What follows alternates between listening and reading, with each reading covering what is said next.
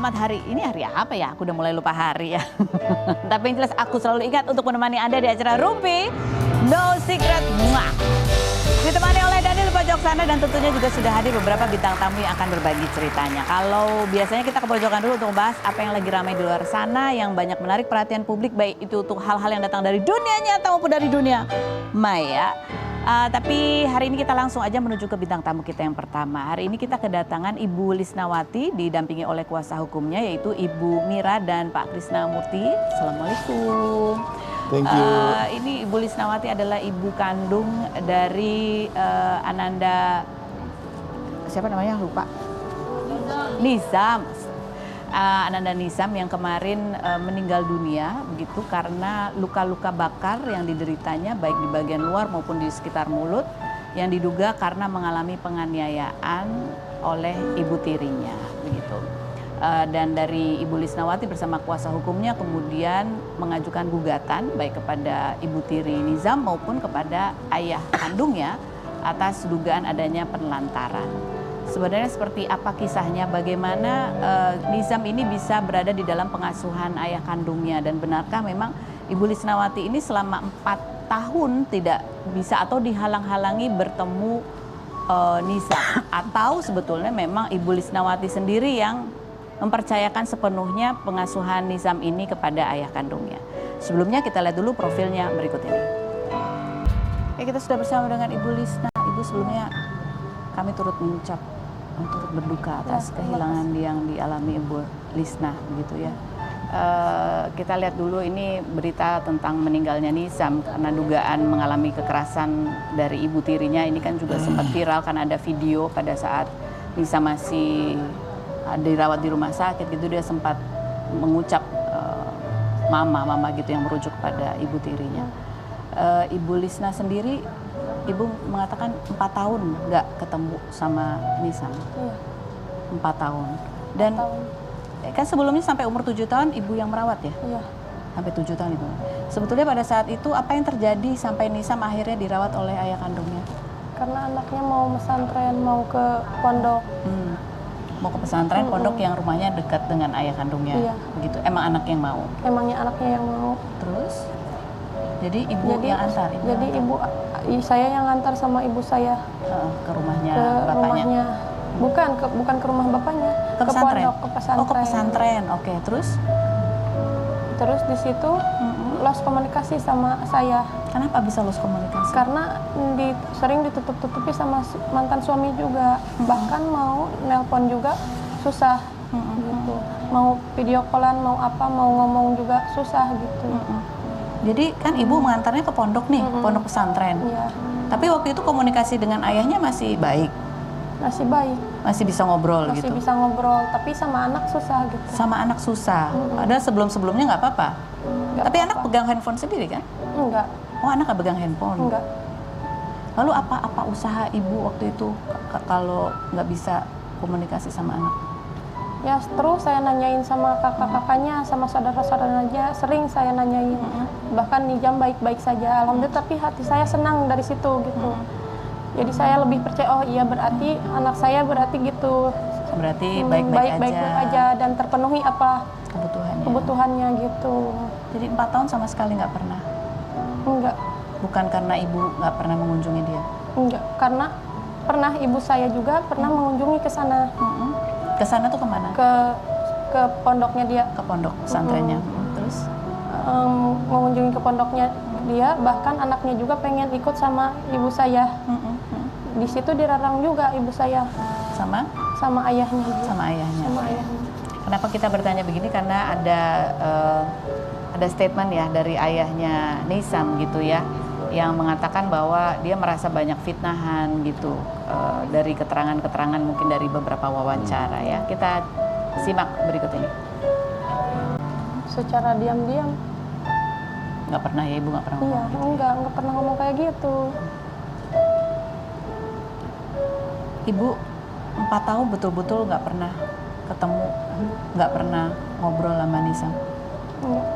Kenapa waktu itu bukan ibu sendiri yang datang ke pondok itu? Kenapa neneknya yang datang? Karena susah biaya juga waktu itu.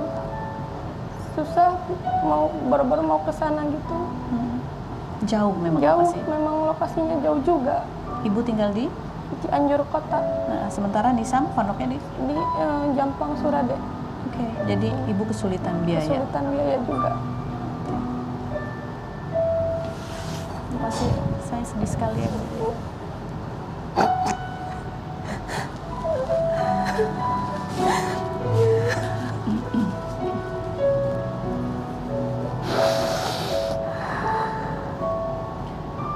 Kan kalau kita lihat di berita begitu ya, bahwa setahun yang lalu sebetulnya ayah kandungnya juga sempat melaporkan ibu tirinya karena ada dugaan kan kekerasan juga gitu ya. Betul. Kemudian diselesaikan dengan cara perdamaian. Betul. Aku mau tanya ke ibu sama sekali nggak pernah dengar itu berita bahwa Nisam pernah mengalami kekerasan? Nggak ada yang pernah menginfokan kepada ibu? Jadi tidak pernah ada komunikasi sama bapaknya Nisam? Pernah komunikasi juga nggak? Ya, sering komunikasi sama bapaknya juga. Tapi sama Nisamnya nggak pernah? Tapi nggak pernah dikasih gitu. Oke, jadi ngobrol sama bapaknya tuh seputar apa biasanya? Saya nanyain terus. Jadi ibu hanya bisa menghubungi ke bapaknya, nanya? Bahkan ke saudara-saudaranya juga sering nanyain, ya si Raja Mas sehat teh gitu. Panggilannya Raja ya?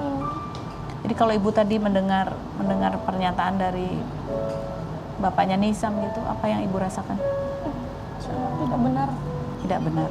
Tidak benar bahwa ibu tidak peduli. Tidak benar bahwa ibu tidak mau merawat sendiri.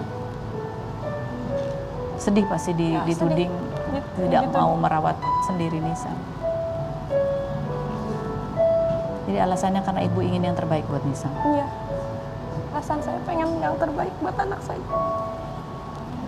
Pada saat ke pondok, biaya untuk sekolahnya dan segalanya itu emang dia yang tanggung. Dari bapaknya? Katanya teh, bun nggak apa-apa, cina ayah aja yang tanggung waktu itu teh. Nah di situ saya tenang. Oh berarti sama ayahnya mah gitu ya. Udah terpenuhi. Kalau pikiran saya dari situ mah nggak pernah tahu kekerasan apa-apa. Tapi ibu sebagai ibu ada perasaan feeling gitu nggak sih bu, kadang-kadang anaknya gimana, mengalami apa? Ya ada feeling mah ada. Seperti apa perasaan? Perasaan kemarin juga waktu mau meninggal juga 3 hari apa seminggu udah terasa sakit, lemas gitu. Bahkan sering ngobrol juga sama kakak saya atau sama suami saya, ya ini teh kenapa ya bunda teh kok gini, lemes terus, hati terasa tertusuk terus gitu. Terasa tertusuk dari sini teh bener-bener tertusuk teh bener-bener kayak rasa sakitnya bener-bener sakit gitu kan. Waktu itu teh ya kenapa ya Umi gitunya sakit, bunda teh mau ke Kidola tuh ya mau ke Umi gitu. Kan Umi juga di situ kan lagi sakit juga gitu. Umi itu ibu kandung saya yang di Jampang, yang dekat Cianjur. Cianjur. Dekat tempatnya sama sekolahnya Raja. Oh enggak, mau ke rumah Umi terus? Cianjur Selatan. Kalau dia masuk ke Bumi Selatannya gitu. Hanya itu aja, jadi nggak tahu tapi apa yang terjadi, tapi ada rasa nggak enak. Pada saat bapaknya ngasih kabar nih Nisam sakit gitu, itu gimana dia ngomongnya waktu itu? Bun, si Raja sakit gitu. Sakit paru-paru ngomongnya mah gitu. Kenapa buruk kan atau bawa cepet-cepet saya bawa ke dokter gitu, kata dia teh cukup. Iya gitu. Masih sibuk, ayahnya sibuk gitu. Bapaknya bilang gitu? Bapaknya bilang masih sibuk. Terus? Nah dari situ teh saya kan mau benar-benar mau nanyain info ke siapa, bahkan nanyain ke adiknya, yang adiknya dia. Teh saya lagi di itu namanya teh Nenden. Nenden apa Tina ya adiknya teh lupa. Itu lagi di Bogor, cina waktu sakit itu mau nanyain apa benar-benar sakit apa. Tapi nggak bisa, dia nggak ada informasi. Soalnya lagi di Bogor gitu. Terus dari situ beberapa hari dia ngabarin lagi, bahkan videoin video sakit itu yang terbaring di rumah sakit? Bukan, di rumahnya dia. Rumahnya dia. Oke, belum dibawa ke rumah sakit tuh ya? Waktu itu belum dibawa ke rumah sakit, rasanya sangat tertusuk banget gitu. Kondisinya waktu itu kayak apa dia? Kayak udah nggak, kalau seandainya deket, ya walaupun saya nggak punya, saya pasti usahain dibawa dulu ke apa gitu. Ke rumah sakit? Ke rumah sakit atau dokter terdekat lah gitu. Ibu Lisna waktu dikabarin anaknya sakit paru-paru, pasti Ibu Lisna pengen langsung pergi. Pengen, tapi karena keterbatasan biaya, bahkan ke sana juga sampai sekarang itulah nggak usah dibicarainnya. Duitnya utang. Ibu akhirnya ketika udah ada kabar di rumah sakit, Ibu berangkat itu karena pinjam duit. Karena pinjam duit buat transportasi ke sana juga, soalnya jauh juga buat sewa mobil. Bahkan kakak saya juga yang ngebantuin. Jadi bukan Ibu nggak mau, tapi Ibu berusaha menjalin komunikasi, tapi nggak pernah dibiarkan untuk bisa komunikasi langsung sama Nizam.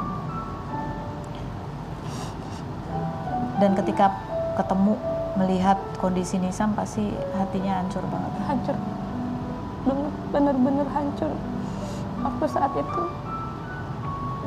Apa yang Ibu lihat? Dari apa yang Ya Ibu ingat pada saat pertama kali melihat kondisi Nizam. ya sangat terpuruk, gak kuat gitu. Dan Ibu nggak tahu apa yang terjadi. Nggak tahu yang terjadi.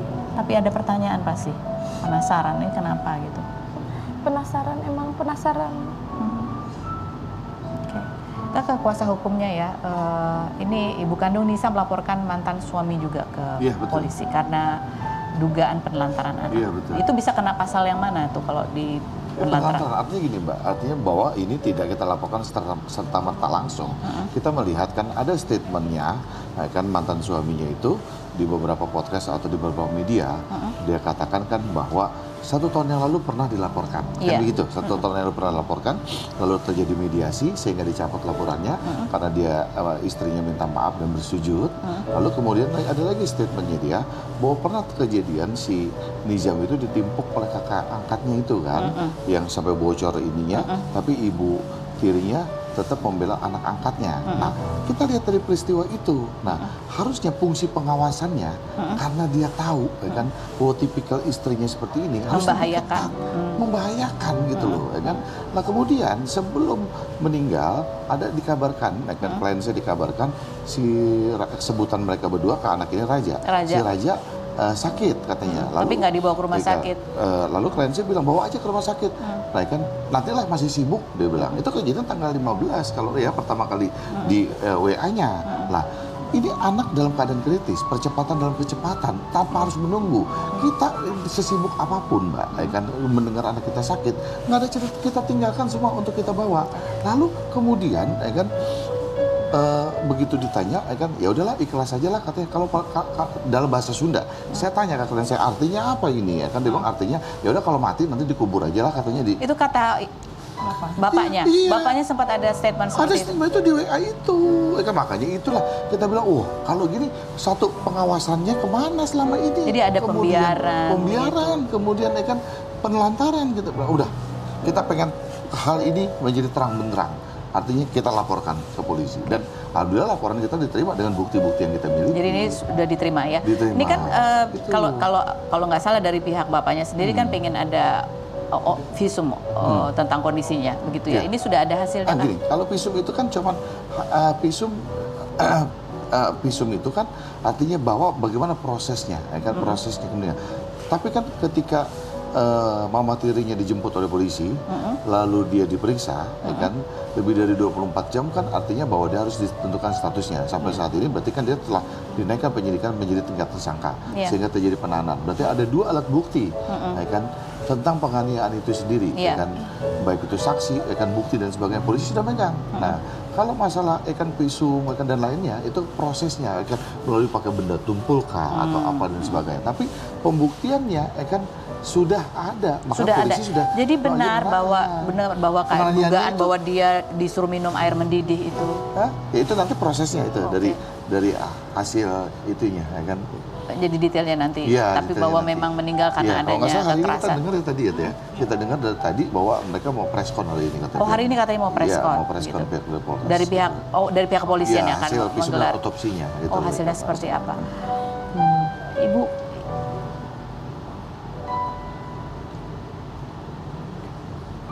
Ibu Lisna ketika melihat video yang sempat beredar dan viral gitu ya di awal-awal ini sama si masih sadar waktu itu, yang belum nggak bisa komunikasi tapi dia bisa sedikit. Apa yang ibu rasakan pada saat lihat video itu? Sangat sakit. Sangat sakit. Ibu sempat ketemu dengan ibu tirinya. Apa? Ketemu sama ibu tirinya. Enggak. Di pemakaman nggak ketemu? Enggak ketemu, Bang. Tapi di itu yang karena dari situ saya nggak sadar.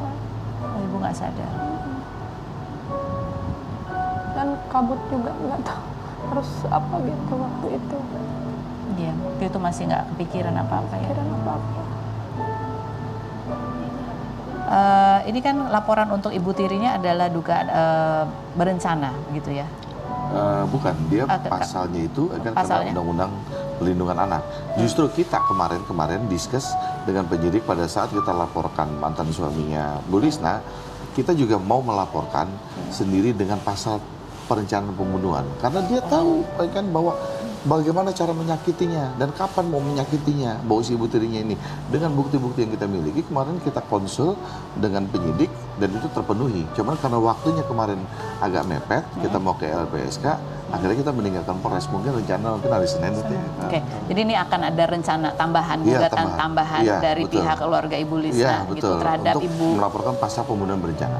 pasal pembunuhan berencana Iya, gitu, betul. dan itu sudah diterima ya karena unsur-unsurnya dianggap Kemarin waktu kita diskus.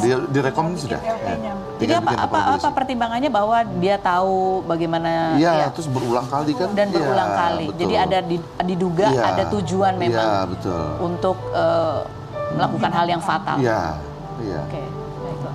Sementara kalau kita lihat dari statement bapaknya ya, bapaknya Raja atau bapaknya Nisam gitu ya. Dari pihak kuasa hukum sendiri melihatnya gimana? Kan dia merasa kayak ada fitnah, justru melempar balik tuduhan. Ya, maksudnya gini, kita nggak usah terlalu mengembang ke sana kesini itu mau fitnah atau apa dan sebagainya. Anak ini lahir ya kan dari kecil sampai umur 7 tahun Sama ibunya. sama ibunya, ya kan dengan keadaan sehat, bahagia dan sebagainya. Sekarang ya kan ketika beralih, ya kan matinya anak itu aja lah, ya kan maksudnya. Kenapa mesti mati gitu loh? Artinya bahwa prosesnya ini kenapa mati? Ya siapa yang mesti bertanggung jawab? Nggak usah lempar ke sana ke sini. Nggak lempar sana ke sini karena Ya. kenyataannya pada saat itu memang sedang diasuh di bawah Ya. pengawasan bapaknya. Itu aja intinya. Bukan ada tambahan. Silakan. Dia ada yang mau ditambahkan? Jadi begini Mbak, kita melihat konteksnya, kenapa kita melaporkan bapaknya Nizam. Pertama karena dia adalah bapak kandung yang harusnya bertanggung jawab terhadap anak ini karena dia anak kandung. Walaupun dugaannya adalah dia meninggal karena perbuatan istrinya. Nah, tapi kan seharusnya pada saat dia sakit beberapa hari sebelum dibawa ke rumah sakit, seorang ayah atau ibu kandung nalurinya kan ada. Iya. Kita aja kalau anak kita pilek, langsung kita khawatir bawa ke rumah sakit ini. Pada saat dia sudah kondisinya ada Mbak videonya sebelum itu ya Bang ya, sebelum Iya. ke rumah sakit banyak saya kita dapat video, dia itu tidurnya di bawah di karpet. Dalam kondisi dia tuh udah sepertinya Yang dengan kronis. luka bakar itu Iya, dan sebagainya. udah sesak napas, mata sudah ke atas, kemudian dia udah setengah ngigo, udah istighfar terus. Jadi waktu di rumah itu tidurnya di bawah? Di bawah, di karpet, semacam karpet ya, pakai selimut. Artinya dia dibiarkan berhari-hari di situ tanpa ada usaha untuk supaya dia sembuh. Harusnya kan kita kalau seorang orang tua yang punya hati, kita harusnya menyelamatkan dia dulu dong, Betul. iya kan? Apalagi sekarang ada BPJS, gampang lah, nggak usah mikirin dana gitu ya. Tapi ini biarkan. Kemudian sehari sebelum dia dibawa ke rumah sakit, ada WhatsApp ke ibunya dalam bahasa Sunda, tapi kalau kita terjemahkan adalah dia menyampaikan bahwa ini anak sakit apa paru-paru. Kenapa? Belum udah dia bawa ke rumah sakit? Belum. Lagi sibuk. Nanti aja lagi sibuk. Terus dia bilang lanjut ya, terus maafin aja ini anak kalau dia tiba-tiba meninggal. Ada sempat statement seperti itu. Iya, dan ini kalaupun meninggal, kita makamkan aja di tempat pemakaman ini ada sebutnya, saya lupa, dekat bapaknya jadi kakeknya. Jadi kalau dari kuasa hukum sendiri melihat pesan seperti itu, WhatsApp seperti itu bisa ditarik ada dugaan apa tuh kan? Seolah-olah jadi kayak udah tahu nih, ini kalau meninggal nanti ikhlasin aja gitu. Itu kan Kesengajaan. jadi menduga adanya Iya. kesengajaan, ada pembiaran begitu ya. Iya, betul. Tidak ada usaha untuk gimana anak ini bisa sehat Bisa lagi. sembuh karena sebetulnya ada jalan begitu ya. Betul. Dan ada menurut keterangan dokter kemarin kan ada saya lihat statement dokter siapa gitu kan bahwa ada luka lebam, lalu luka yang sudah lama juga mengering. Jadi ada dan bekas-bekas sebagainya, sebelumnya. ada bekas. Kita sederhana aja, kalau anak kita mau berangkat sekolah tiba-tiba mulus mukanya terus pulang dia kejedot apa, kita pasti tanya kok, kan gitu loh. Tuh kenapa tuh jatuh? Kan iya main sepeda atau main apa? Ini kenapa luka-luka yang begitu banyak? Ibu Lisna sendiri kan berusaha mencari tahu gitu ya, tanya ke adik-adiknya atau saudara-saudaranya mantan suami ya. Mereka nggak pernah cerita apa gitu, sedikit pun tidak pernah cerita apa. Nggak ada waktu itu. Nggak ada. Sehat aja. Sehat aja udah Sehat ngomong. teh gitu. Kan jadi tenang ke sayanya juga dari situ mah. Kalau saya kalau ngehubungin ke adik-adiknya aja, si Raja mah sehat teh gitu. Cuman itu aja. Cuman itu aja. Ya syukurlah hati saya tenang juga kalau udah nanyain hati tenang gitu. Ibu Lisna sendiri kan bercerita bahwa pernikahannya salah satu penyebab berakhir itu karena ada mengalami kekerasan juga begitu ya. Tapi komunikasi sejauh ini walaupun tidak boleh ngomong sama Raja, komunikasinya Iya. baik sama bapaknya Raja itu baik atau berantem terus? Sering Mas? berantem terus. Mm-mm. Emang susah gitu. Emang susah. Mm-mm. Kalau emang takut tuh. Siapa yang takut? Ibu Saya takut. takut. Ibu takut. Takut. Mungkin trauma. Mm-mm. Ibu takut juga kalau ketemu dia. Apa yang pernah ada pengalaman buruk sekali berarti sehingga ada rasa takut kalau ketemu. Dan ibu ada kekhawatiran juga ketika menitipkan anak ini ke bapaknya Ada, sempat ada. karena pengalaman ibu pernah mengalami kekerasan. Sempat ada. Mm-mm. Tapi dia berusaha nenangin saya. Si Raja sama saya baik-baik aja katanya. Gitu. Saat itu. Jadi ini ibu memang menyekolahkan Raja di pondok karena emang Raja yang mau, begitu ya. Dan ibu ngerasa bahwa ini ada bapaknya yang membiayai, begitu ya. Walaupun ada kekhawatiran karena pernah mengalami kekerasan ibu, tapi diyakinkan. Ibu harapannya dengan ada dibantu oleh kuasa hukum ini mengajukan gugatan Saya sebenarnya. sangat berterima kasih sama Bapak sama Ibu. Saya sangat bersyukur bertemu sama orang-orang baik. Saya dari situ gak tahu arah kemana waktu itu. Bahkan waktu pas dipanggil sama Densu juga, saya gak tahu harus kemana gitu. Dan saya dipertemukan sama Ibu nggak tahu harus kemana. Ada rasa marah. ada rasa marah, ada rasa pengen ngungkapin kesel gitu. Tapi nggak tahu kemana.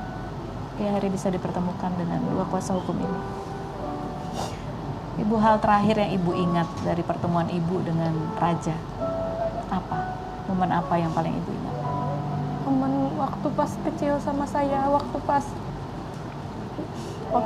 sama saya, waktu di hitanan gitu di rumah saya sangat ceria, pokoknya mah gitu main yang benar wela sama kakaknya juga itu seneng. Bahkan sering lari-lari juga di sawah gitu, kayak jamur kayak gitu, kayak ngalah tutut kayak gitu, sering dia hujan-hujanan gitu. Dan itu Banyak lah momen. Dan itu 4 tahun yang lalu terakhir ketemu sama Raja. Mengantarkan ke pondok, tapi ibu yang nganterin sendiri pada saat itu. Neneknya Neneknya. sama kakak saya gitu, karena dia emang di situ pengen mondok. Pengen mondok. Tapi ingat terakhir waktu mau nganter dia ke pondok, Bunda Raja doain, pokoknya Bunda doain Raja, kalau Raja pengen jadi kiai biar bisa mengangkat Umi dan Bunda katanya sebelum ke sana. sebelum sana itu ungkapan terakhir dari Raja. Terakhir dari dia. Ada lagi mungkin kalau ketemu lagi sama mantan suami gitu ya. Ada yang mau dijawab nggak dari pernyataan mantan suami tadi? Ya, udah tau lah karakter dia seperti apa gitu. Ya pasti gimana. Oke. Dari pihak kuasa hukum yang sudah diajukan laporannya tadi adalah ke bapaknya yang sudah ya. Tambahannya baru nanti Senin. sedang Iya, betul. diurus gitu ya. Iya betul. Nah, ancaman hukumannya itu berapa lama sih sebetulnya? Kalau Yang kemarin 5 tahun. Hah? 5 tahun. 5 tahun untuk Iya. penelantaran ya? Iya, betul. Kalau untuk yang tadi yang diajukan untuk ibu tirinya? Hukuman mati. Minimal Iya. 15 Minimal tahun. 15 tahun. Maksimal Maksimal hukuman mati. Dan ini kalau dengan adanya histori bahwa pernah dilaporkan juga atas kasus yang sama, tapi Iya. kemudian berdamai, itu menjadi bukti yang kuat juga kah? Ya, pendukung lah. Pendukung. Iya. Ini kan ada handphonenya almarhum Yan. Ada handphone Ada atau bukti apa? foto atau video pada saat dia sakit dan dibantarkan di rumah gitu. Oh, itu dari mana video atau Itu foto? direkam oleh ibu tirinya, tapi entah kenapa tershare begitu aja ya. Oh iya? Dan kita dapat begitu. Emang dikirim sama Emang dia. dari bapaknya dikirim. Dari bapaknya dia. Dari bapaknya dikirim ke sama Ibu saya. Lisa. Padahal itu yang memvideokan adalah ibu tirinya. Ibu tirinya. Kan agak aneh ini. Jadi ibu tirinya itu memvideokan pada saat Nizam lagi sakit dengan luka Iya. babak belur tidur itu divideokan begitu. Ada foto-foto juga. Iya, bahkan ada satu kalimat dari anak ini pada saat ibunya video, tolong matiin lampu, terlalu terang. Jadi kayak dia udah menggigil, udah nggak kuat, dia pengen remang. Malah malah ibunya bilang istighfar, cuma gitu. Jadi tidak ada usaha bahwa dia tuh pengen nyaman dalam kondisi dia sakit, dia pengen sedikit nyaman dengan tolong dong matiin lampu, nggak juga dimatiin mbak. Begitu. Astaga. Ini banyak orang tua yang lihat berita itu juga nggak tega begitu ya. Bahwa orang tua bapak maupun ibu ketika bercerai, berpisah, siapapun yang saat itu sedang bertanggung jawab mengasuh begitu ya, harus punya tanggung jawab sepenuhnya gitu ya. Terhadap orang-orang yang masuk ke dalam kehidupan anak ini. Kan itu menjadi pesan yang penting juga untuk dicatat begitu ya. Iya, Karena anak kan tidak minta dilahirkan. Ketika lahir kemudian orang tuanya berpisah, bukan tanggung jawab anak ini gitu ya, tapi menjadi tanggung jawab orang tuanya untuk memberikan yang terbaik buat anak. Terima kasih sudah hadir. Semoga kita doakan semoga ini bisa terbaik begitu ya, menjadi pelajaran juga buat yang lain-lain agar tidak semena-mena terhadap anak terutama begitu ya. Dan Ibu Lisna, semoga Ibu diberi ketabahan, Kuat doa. kekuatan. Doanya aja. Doain selalu ya supaya kuat dan tabah Amin, amin, dan sehat selalu. amin, amin. Kita akan kembali lagi dengan Ola Ramlan dan Tristan. Selain berikut ini jangan kemana-mana, tetap di Rumpi Muslim.